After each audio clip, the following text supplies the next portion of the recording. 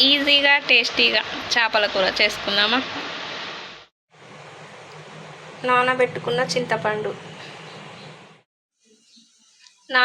చింతపండు ఇలా రసం చేసుకొని ఇందులో కారం వేసుకోవాలి.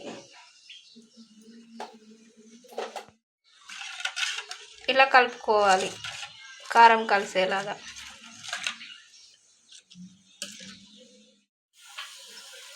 ఇలా ఒక కడాయి పెట్టాలి.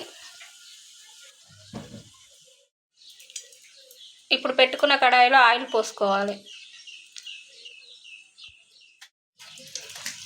జీలకర్ర వేసుకోవాలి. కట్ చేసుకున్న ఆనియన్స్,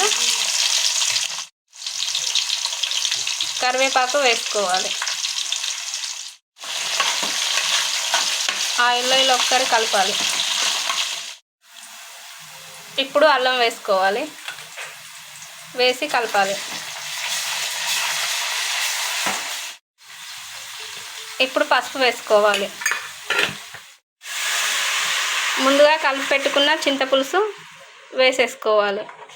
వేసి ఒకసారి కలపాలి. రుచికి సరిపడా సాల్ట్ వేసుకోవాలి. చింతపండు పులుసు మరిగేదాకా ఉంచాలి. చేపలను ముందే కొద్దిగా సాల్ట్ వేసుకొని కడుక్కోవాలి. కడిగి ఇలా మరుగుతున్న చింతపండు రసంలో వేసేసుకోవాలి.